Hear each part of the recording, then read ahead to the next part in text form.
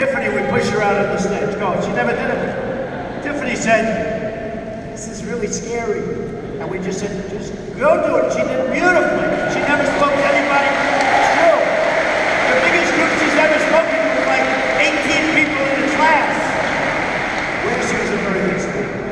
But you know, they did a great job. But I actually liked the Republican National Convention better. I'll tell you what, we had a much better looking stage, number one, which is but we got a very unfair press. When Bernie Sanders had his people leaving the room, nobody covered that. If I would have had people leave the room, it would have been a national scandal. When a certain man got up, and I knew his speech, I said, "Look, let him speak what the hell is this?" And a certain man got up, and he spoke, and everybody in the room booed the hell out of him. In fact, I saved his life when I walked back into the room. But everybody in the room, and his numbers went down like from 68 to 20-something. That's called unity, folks. That's unity. That's a good thing, not a bad thing. That is unity. But the problem we have, the biggest problem we have, I think, is the press. The New York Times is totally dishonest. Totally dishonest. The Washington Post got a little bit better lately. I took away their press credentials. I should do it with the Times. The problem is, you get more publicity from doing just let them ride. But the New York Times is really, really dishonest, and it's failing. I don't think they'll be in business more than 2 or 3 years. Look at their numbers. They're failing. But they do a number that's unbelievable. Every story is better. In fact, sometimes they'll say, "Oh, great. This was so good, I'm going to have a great story tomorrow in the New York Times." You know, they'll call it. Always turned out to be a disaster. It's so dishonest. And yet Hillary, crooked Hillary, they write beautifully about, right? Washington Post, similar. It was really bad. Now it's gotten a little bit better, I must tell you. So Washington Post got a little bit better. CNN is so dishonest. Clinton News Network, so dishonest. Unbelievable. You know what they call it? It may be the Clinton News Network, but nobody wants to watch Hillary. All day long, it's Trump. All day, all the time. That's what it is. But it's so much inaccurate information. And by the way, I think their ratings are going to go down really sharply now. They've been asking me to go on for months. I won't do their shows. And the reason I won't is because it's so dishonest that until they straighten up, I'm not doing their shows. And when people finally realize that I'm not doing their shows, they stop watching. That's what happens. And I must say, I don't say this for a reason. And they're tough. They're very tough on me. But Fox has at least been fair. They've been fair. Fox has been fair. So at some point, we're just going to keep barreling through. People ask me to run. People ask me to run. At Real Donald Trump. And letters and everything. You know, we have 22.5 million people between Twitter and, can you believe it? You know, I have a lot of people that say, "Don't use Twitter anymore." I got 22 million people between that and Facebook, Instagram. I'm a very modern person in a way. You know who says don't use Twitter? Your enemies. Well, people, why wouldn't I use it? Why wouldn't, if I have all these millions of people? And it's a great way to get a message out. So when they write falsely, or say something totally false on the Today Show or Good Morning America, I put out a tweet, and you'll see all over television. We have breaking news,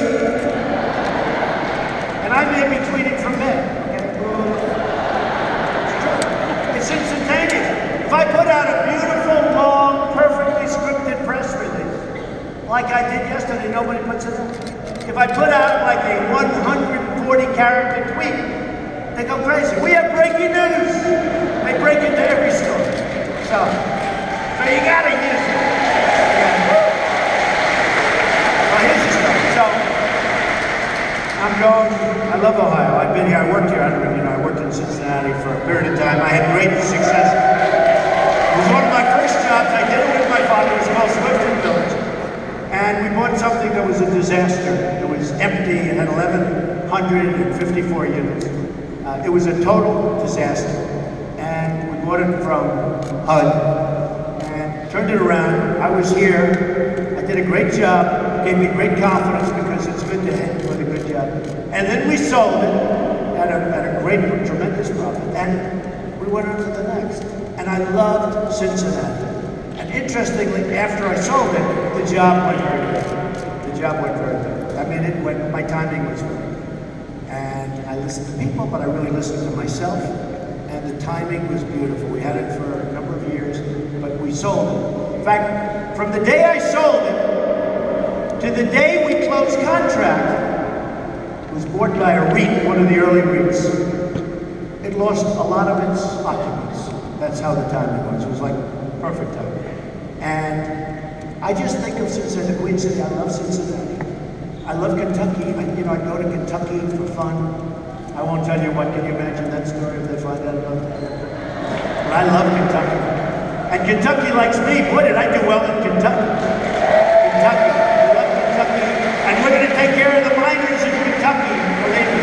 We're going to take care of the miners in Kentucky. But I had a great time in Cincinnati, and I had a great time in Ohio. The people of Ohio are special people. And they're smart people.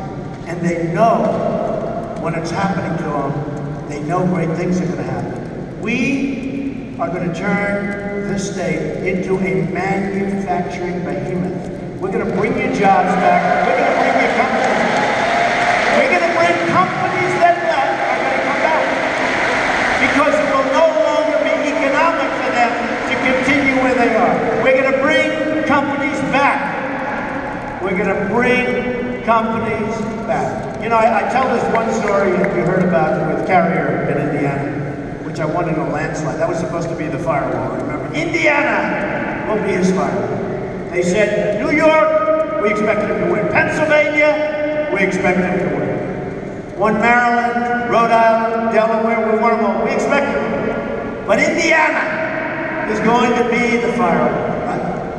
And then Bobby Knight called, and Bobby Knight, how about Bobby Knight? We love Bobby Knight. Winner, the winner, Bobby Knight. And he came out, 900 games, 3 national championships, last undefeated college team, won the Olympics, won the Pan Am Games. Other than that, yeah, it's good country, right? We love Bobby Knight. And what a job, and what a tough cookie. And he said to me, I hope you're going to run for president. This was before I knew him, he called me. You should run for president, you'll be great. I said, Bobby, I haven't decided. This was before June 16th, a few months. I haven't decided. I said, just run. And then when I ran, I called him. And he said, I've been waiting for you to call.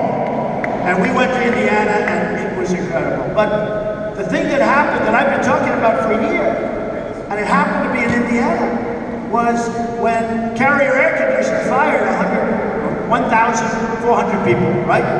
They fired 1,400 people like dogs they fired. It's on tape. Had I not seen it on tape, on television, it wouldn't have had the impact that it had. These are people that have worked there, some of them for more than 30 years.